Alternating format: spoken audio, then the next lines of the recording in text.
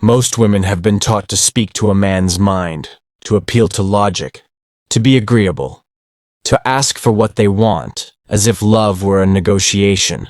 But that is not where the hunger lives.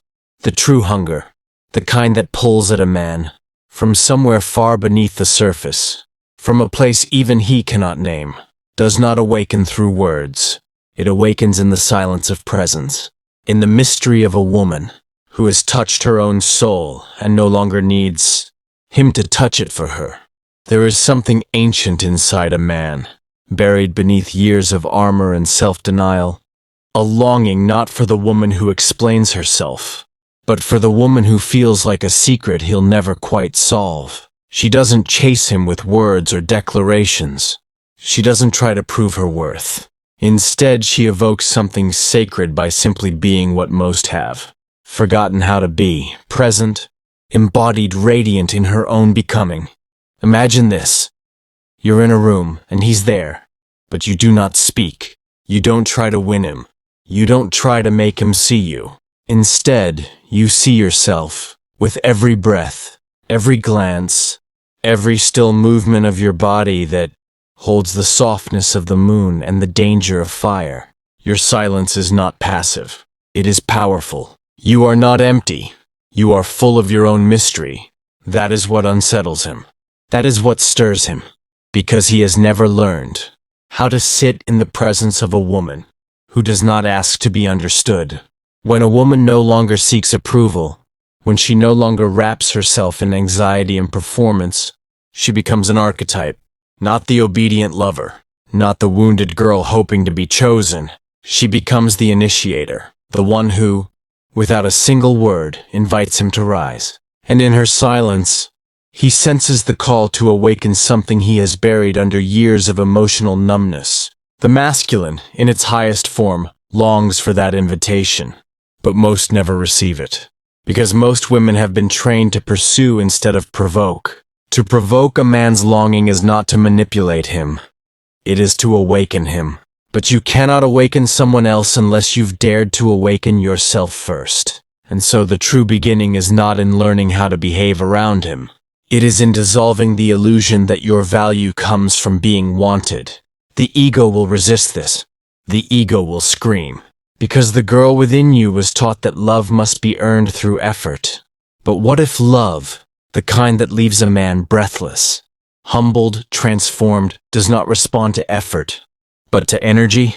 Not the chaotic energy of unmet needs, but the grounded energy of a woman who knows she has already come home to herself. This is where the alchemy begins. In Jungian psychology, the anima, the inner feminine, exists inside every man. And that feminine energy, often unconscious, seeks integration. It seeks wholeness. A man's deepest longing is not just for pleasure or beauty. It is for completion. Not to be completed by a woman, but to touch the parts of himself she reflects back to him. When a woman has integrated her own shadows, when she has embraced the wounded girl and alchemized her into the high priestess within, she becomes the mirror in which a man sees his own fragmentation. And in that moment, his soul recognizes her. Not because she told him who she was, but because she embodied it. She does not ask for love. She radiates it. She does not cling to the outcome. She trusts the unfolding. She does not need to be chosen.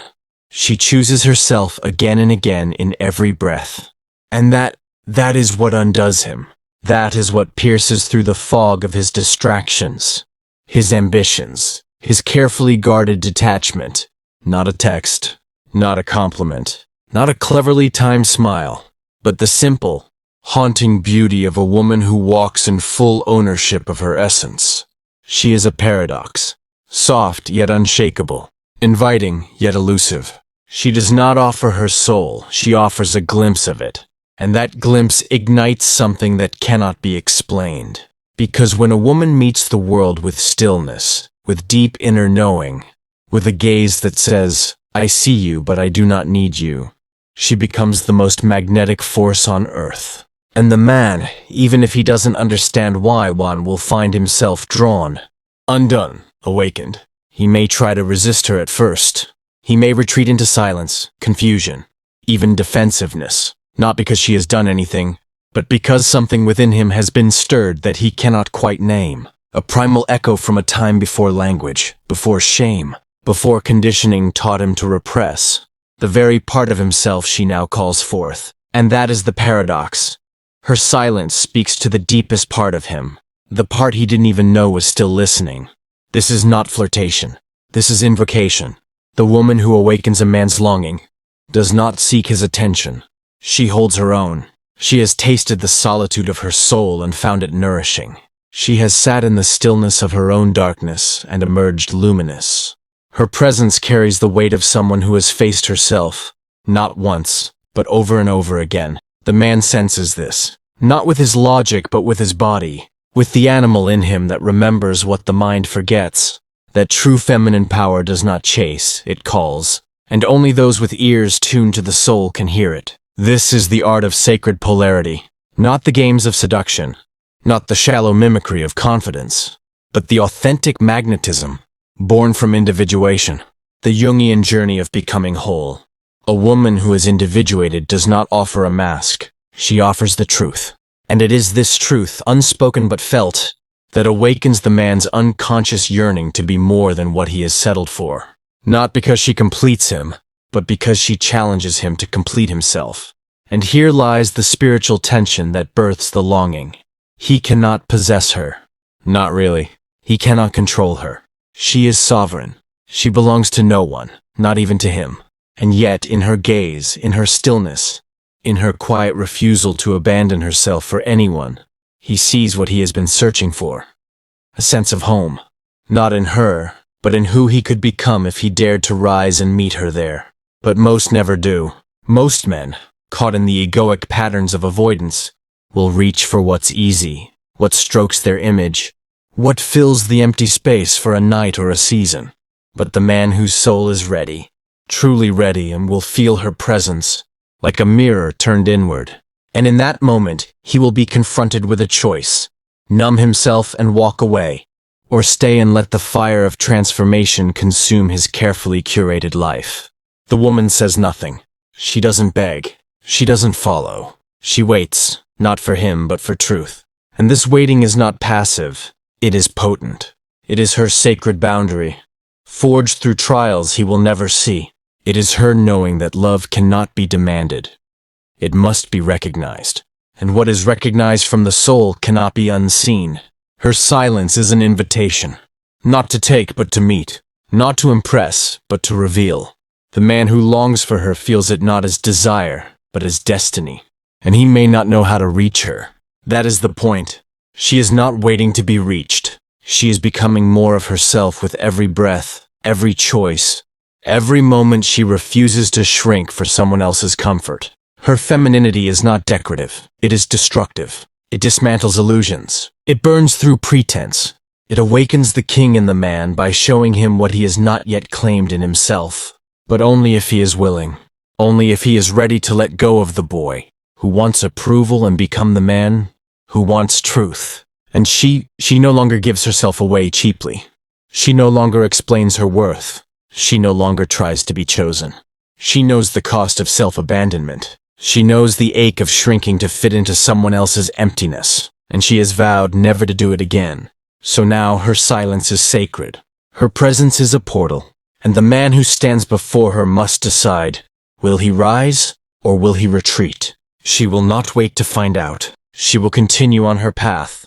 Her wholeness is not contingent on his awakening, but if he chooses to meet her, truly meet her, not with words, but with presence, not with promises, but with depth, then the longing becomes not just his, but theirs, the sacred ache of two souls who have found in each other not escape, but expansion.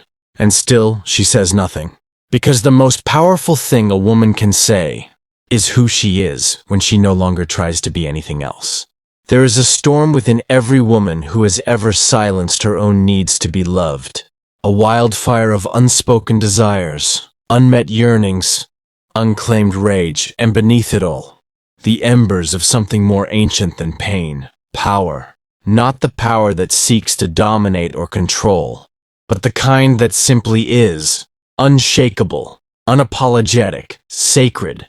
When she stops speaking to be heard and starts listening to herself, her very breath becomes a ceremony, her walk a declaration, her stillness a crucible in which lesser men burn and greater men are forged. The man who stands before her may not understand what he feels, not at first. He may call it mystery, he may call it madness, but what he truly senses is the return of something long exiled from his life, the presence of the divine feminine, not as a fantasy but as a mirror that shows him not who she is, but who he has yet to become. The woman who awakens longing doesn't chase affection, she evokes reverence, and that reverence does not rise in a man until he is ready to surrender his ego's need for control. Most men won't. Most are still ruled by the boy within, the one who fears rejection, who craves validation, who uses conquest to mask vulnerability. But the woman who no longer fears being alone cannot be manipulated by that boy. She does not mother him. She does not rescue him. She sees him, and that alone is terrifying, because once seen by a woman who sees herself clearly, he cannot return to the illusions he once hid behind. She will not reach for him. She will not make herself smaller so that he may feel tall. She has done that before. Loved from scarcity, begged for breadcrumbs, waited for the emotionally unavailable to become whole. That version of her died in the fire of her own awakening, and what rose from the ashes was not a woman desperate to be loved, but a woman devoted to her truth. And that truth is felt, not spoken. In Jungian terms, she has confronted her shadow, the unclaimed parts of herself that once sabotaged her joy, that made her betray her body, her boundaries, her brilliance. She has danced with the archetype of the wounded maiden and transmuted her into the queen, not the fairy tale version, but the raw, regal embodiment of self-possession. She does not perform. She does not explain. She simply exists, rooted, unwavering, magnetic. This is what the unawakened man finds both maddening and irresistible. He cannot predict her. He cannot control the rhythm of her presence, because she no longer orbits around anyone's approval. Her axis is internal. Her yes is sacred. Her no is final. She moves not from fear but from alignment. And so in her silence, he is confronted with a void, the space where performance once existed. In that void, he hears his own insecurities echo back to him. He feels his projections unravel. He sees the futility of trying to earn her with effort when she can only be reached through essence. What do you think he sees when you say nothing, yet stand there fully you, not trying to impress, not trying to win, just being, a woman in complete ownership of her energy, no longer seduced by the need to be desired. He sees what he has always yearned for but feared he could never keep, and that is the edge on which he stands, between awe and avoidance, between rising into the man who could meet her or retreating into the boy who still waits to be mothered. She does not rush his choice. She does not interfere, because the woman who knows her soul's worth understands this one truth: his awakening is not her responsibility. So she keeps walking. She chooses her peace over his potential, her wholeness over his promises, her sovereignty over the fantasy of being saved, and in doing so, she becomes the very catalyst his soul may spend a lifetime trying to understand. And if he comes, not with empty gestures, not with hollow charm, but with the quiet strength of a man who has done his own work, then perhaps he may be worthy of her presence, not to possess her, not to complete her, but to stand beside her as two beings who have chosen themselves first. Until then she remains untouched, not because no one wants her, but because she is no longer available to those who don't see with the eyes of the soul.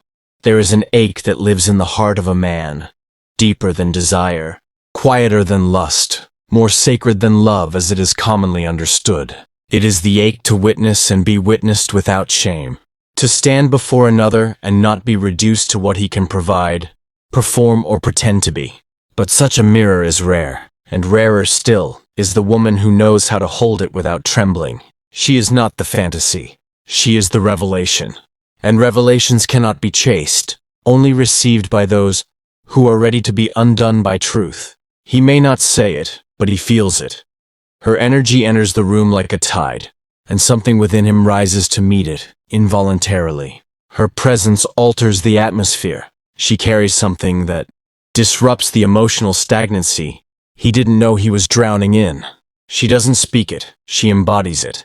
And it is that embodiment, not her appearance or charm, that touches the part of him that no woman has ever reached.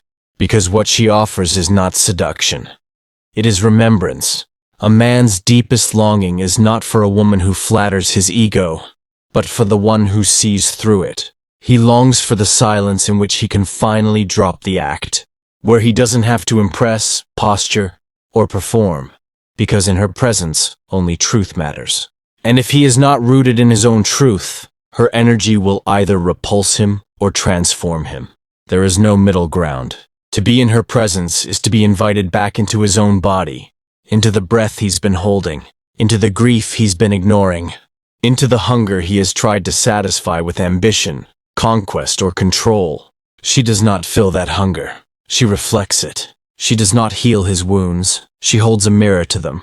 And in that mirror, he either meets himself or flees. And still, she says nothing. Her silence is not a tactic. It is the echo of her own integration. A woman who has met the darkest corners of her psyche. The envy, the rage, the ache to be chosen, and loved herself through it all, carries an energy that cannot be faked. She is not unscarred. She is simply unafraid, because she knows who she is when no one is watching. She knows what she's worth when no one is choosing her. And that knowing, that rooted inner reality, is the thing no man can resist if he is ready. And if he is not, she lets him go without blinking. She has become the very thing that once terrified her, a woman who no longer begs to be loved. And that evolution was earned, not gifted. It came through heartbreak, through solitude, through nights of aching and not reaching out, through the decision to rise alone rather than kneel beside someone who could not meet her soul. She has rewritten the story that told her she must be agreeable to be adored. She has burned the scripts that told her she must be nice to be needed. She has stepped out of the cage of compliance and into the wild terrain of her own essence. And the man, when he encounters this wildness, this depth, this silence that screams with power, must confront the places within himself that have long been asleep. She does not demand this of him. Her very being invites it, but only he can decide to rise. In Stoic terms, Epictetus wrote that, "No man is free who is not master of himself." And herein lies the reason why most men cannot receive her. She is not here to soothe his boyhood wounds. She is not here to be the soft landing for his unclaimed chaos. She is not here to carry the weight of his unlived life. She is here to be in all her wholeness, and to see who dares meet her there without flinching. This kind of woman is not rare because she is impossible. She is rare because most fear becoming her. The path to such sovereignty is not paved with external affirmation.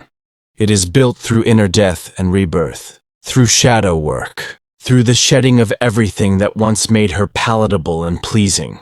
She has chosen herself in rooms where others walked away. She has stayed silent when begging might have brought temporary relief. She has held her own heart with such devotion that she no longer seeks another to do it for her. And so her power becomes a paradox to the unready man. He wants her, but to have her he must lose the version of himself that keeps love at arm's length. He must surrender the part of him that treats connection as a conquest. He must awaken, not for her, but through her. And the moment he realizes this, something in him shifts. He begins to wonder, not how to get her, but how to become the man who could stand beside her with integrity. That is the longing she awakens, the ache to become whole.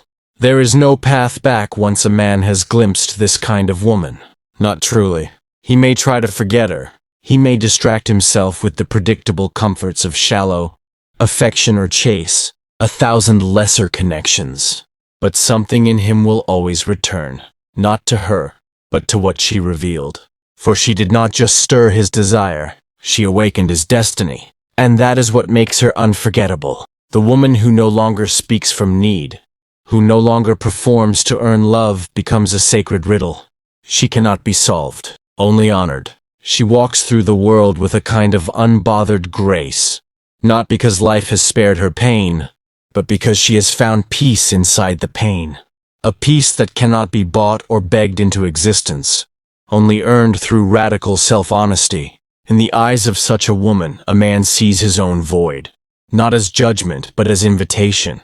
An invitation to evolve, to stop hiding behind performance and show up with soul, to stop retreating into the wounded ego and dare to lead with heart. She is not impressed by his money. She is not moved by his promises. She is not softened by his charm. She feels only one question pulsing beneath his presence. Is he awake? Is he aware of his shadows? The boy within who fears rejection, who avoids discomfort, who craves validation but cannot sit in intimacy without retreating. Is he aware of his power? Not the power that dominates, but the power that protects, that grounds, that holds space for truth without flinching? Is he aware of his own longing, not to possess her, but to be seen in the fullness of himself, stripped of all masks? Most are not, and so she walks alone, but not in loneliness and sovereignty. There is a holiness in that solitude, not empty but full, full of purpose, full of self-regard, full of the kind of radiant magnetic stillness that cannot be feigned. And in that stillness, men pause. Their world slows, the noise fades, because she is unlike what they've known. Not because she tries to be, but because she no longer tries at all. She simply is, and in her being, something ancient stirs in the masculine psyche. Something buried under centuries of distortion, under the weight of control, domination, performance. The part of the man that longs to kneel, not in weakness, but in reverence. Not to worship her, but to remember himself, his depth, his truth, his sacred strength that has nothing to prove, only to protect. It is in the presence of this woman that he feels the call to become the archetypal king, not the tyrant. Not the coward, but the true masculine, conscious, clear, unwavering. But here is the great tension. She cannot make him become this. Her presence may ignite the flame, but he must be the one to tend it, to stoke it, to rise by his own will. And she does not wait, for the woman who has claimed herself cannot afford to wait for someone still debating their worth. She does not linger in the purgatory of potential. She blesses him with her silence, her absence, her graceful departure, not as punishment but as truth. Her energy is not a currency to be spent on promises. It is a temple, and entry requires initiation. And so the man must decide. Will he stay asleep, entertained by noise and novelty? Or will he step into the fire of his own becoming? Will he shed the armor, face his fears, claim his role not as conqueror, but as conscious counterpart? He must know her silence is not empty. It is full of wisdom. It speaks more than words ever could. And it whispers, I am not here to make you feel safe. I am here to reflect what you are afraid to see. Only the man who is ready to face himself will hear that whisper for what it is. Not rejection, but awakening. Not dismissal, but direction. For he will never fully have her. But if he awakens, he will finally have himself. There comes a moment, subtle, almost imperceptible, when a man realizes that the woman before him is not a chapter in his story, but an entirely different language. A language his soul recognizes, but his ego cannot translate. And in that pause, as his mind searches for meaning and finds none, something deeper begins to stir, a reckoning. Because she does not play in the realm of transactional love. She does not offer her heart in exchange for comfort. She does not wait at the gate of his indecision, hoping to be let in. She has already walked through the fire of her own abandonment and emerged whole. She does not need him. And it is precisely that, her lack of need, her complete detachment from external validation, that calls him with the force of gravity. A man's deepest longing is not to be needed. It is to be received, without condition, without manipulation, without masks. And such receiving can only come from a woman who has done the brutal, beautiful work of receiving herself. To the unawakened man, this is terrifying, for in her presence there is nowhere to hide. She sees through performance, through polished words, through projections. She does not shame, but she sees. And to be truly seen, without a script, without defense, is to stand naked in the presence of the divine. Not the soft angelic divine, but the wild, honest, untamed divine that shatters illusions and pierces the veil of pretense. This is why her silence is so disarming, because it does not invite performance. It invites presence. There are no games in her gaze, only gravity. The gravity of a woman who no longer seeks to be chosen because she has already chosen herself. And in doing so, she becomes the initiation he never expected, the test he cannot study for, the mirror that reflects either his readiness or his resistance. Do you understand the power in this? Not in controlling a man's desire, but in awakening his soul's memory, that ancient knowing buried beneath cultural noise and unhealed trauma. The memory of the masculine that does not conquer, but protects, that does not consume, but cherishes, that does not take, but stands in reverent service to something larger than itself. And it is her energy, grounded, open, unattached, that reminds him of this. But she does not stay to convince him. She does not give more of herself hoping he will someday awaken. She lets him feel the ache of her absence, the ache of potential lost, the ache of knowing that something extraordinary slipped through his fingers. Not because she vanished, but because he never truly arrived. That ache is sacred. It is the call to action, the call to rise, the call to step beyond comfort and into conscious masculinity. And if he answers that call, not with grand gestures, but with depth, with inner stillness, with a presence that is finally rooted, then, and only, then may he touch the fire without being burned. She will not make it easy, but she will make it real. She is the storm and the stillness, the challenge and the sanctuary, the one who left the garden not to be rescued but to plant her own.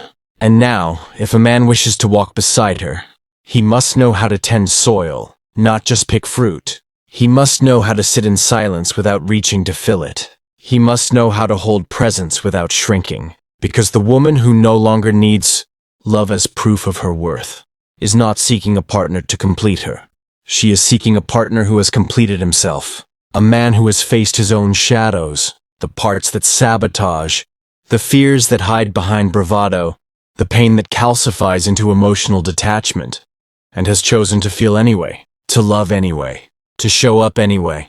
For her silence is not the absence of emotion, it is the presence of mastery, and to be met by her is to be called into one's highest form, not for her approval, but for one's own liberation. This is the longing she awakens, not the desire to possess a woman, but the desire to become the man who could be worthy of her gaze. There is a sacred threshold that few ever cross, the place where the woman no longer waits for anyone to recognize her worth, and the man finally stops performing long enough to feel his own depth. Between them lies not romance but revelation, not seduction but initiation, and this is where the deepest longing begins to burn, because the longing she awakens in a man is not just for her, but for the version of himself that he glimpses in her presence. The man who could sit in stillness without fleeing, the man who could hold emotion without numbing, the man who could meet her silence, not with fear, but with a gaze of his own, steady, sovereign, awake. But that man does not emerge from comfort. He is forged in the furnace of inner confrontation, and she is the flame, not to destroy, but to purify, not to punish, but to reveal. The man who has been sleepwalking through life, charming his way into connection, avoiding the rawness of vulnerability, mistaking control for power, suddenly finds himself undone in the presence of a woman who expects nothing, but commands everything. Not with demands, not with ultimatums, but with the simple, unwavering truth of her own embodiment. And that is the paradox. She does not seek to be seen, yet he cannot look away. She does not try to be heard, yet her silence echoes in him long after she has left the room. She does not need him, yet he feels as though she has touched something. he didn't know was missing until now. This is not attraction in the ordinary sense. It is alchemy, a psychological and spiritual quickening that begins not in the body, but in the soul. For the woman who has integrated her shadow, who no longer splits herself into good and bad, worthy and unworthy, becomes whole. And wholeness is magnetic, not loud, not performative, resonant. It speaks in frequency, not in form. It affects not just the heart, but the very psyche of the man who encounters her. Jung taught that we do not become enlightened by imagining figures of light, but by making the darkness conscious. This is the work she has done, and the man who stands before her must now decide whether he is ready to do the same. To truly awaken to her is to awaken to himself. To see that the longing he feels is not a hunger for possession, but a call to evolution. That the ache is not desire alone, but destiny whispering, rise. She will not guide him. She will not mother him.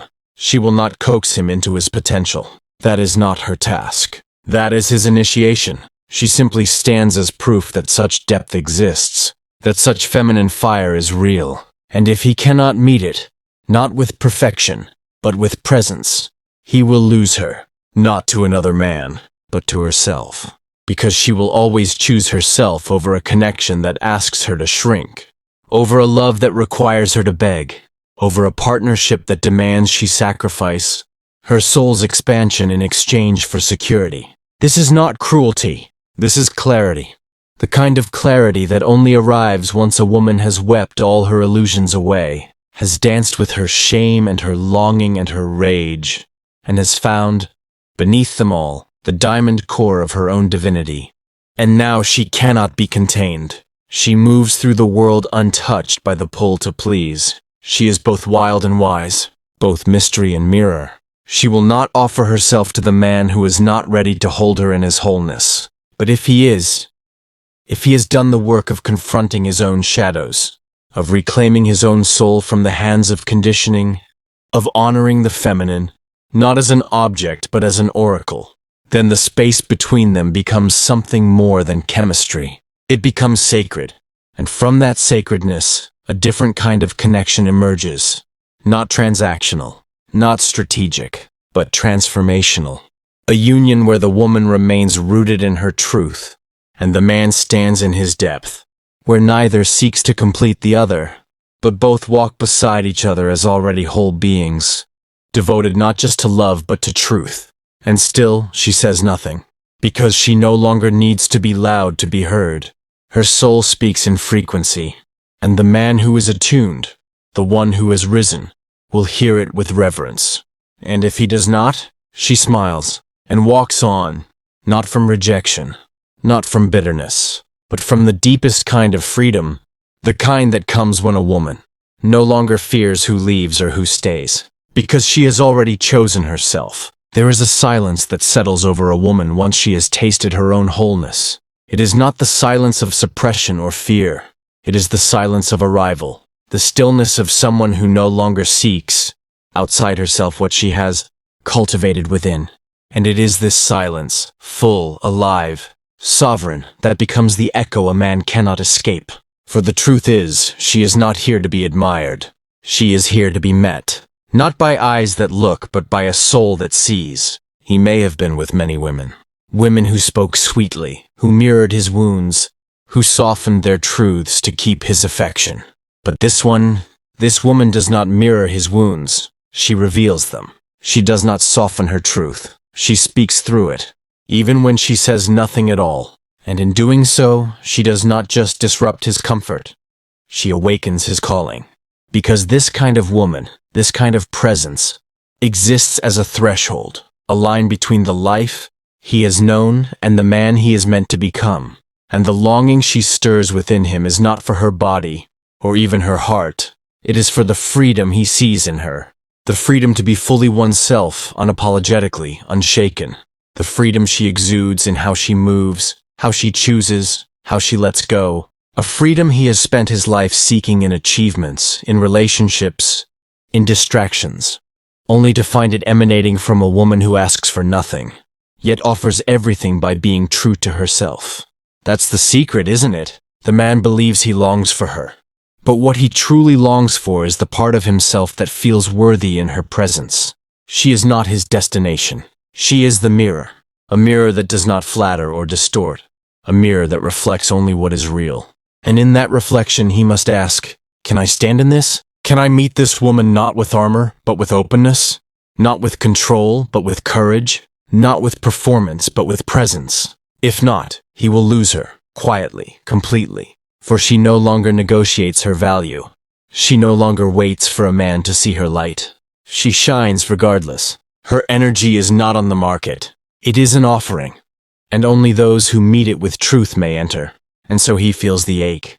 A deep, haunting ache that follows him even in her absence. Because once a man has touched this kind of feminine, fierce, free, grounded, radiant, nothing else feels like home. Not the thrill of conquest. Not the praise of admirers. Not the quiet comfort of complacency. Only her presence ever felt like peace. And it was the peace born from truth. Not fantasy. But now she is gone. Not in bitterness. Not in anger. She simply outgrew the space where she was unseen. And he knows, that the woman who once stood before him, open and whole, will not return. Not because she is cruel, but because she is clear. She gave him the rarest gift a woman can offer, the chance to rise. And he hesitated. She does not punish him for it. She simply continues to rise without him. And perhaps that is the most powerful thing of all. She does not need revenge. She does not need closure. She does not need to be remembered. She is too busy living, expanding, becoming. Her energy no longer orbits around who notices her absence. It flows toward her own becoming, her own peace, her own divine unfolding. The man who is ready, truly ready, will not try to possess her. He will not need to win her. He will not make her prove anything. He will come to her not with fanfare but with presence. Not with promises but with depth. Not with the need to be completed, but with the intention to build something sacred, something sovereign, something real. Until then she walks on, not waiting, not hoping, but knowing that the love she offers, the mirror she is not for the faint of heart. It is for the man who has met his shadow, healed his wounds, and chosen to rise. Because the woman who knows her worth doesn't chase, she chooses. If this awakened something in you, if you felt seen, stirred, or called to rise, then don't let this be the last time you hear truth spoken to your soul. Subscribe now, and step deeper into the journey of self-worth, sacred polarity, and soul-aligned power. Because this is more than content, this is remembrance. Your evolution begins here. Your power is waiting. Subscribe, and come home to yourself.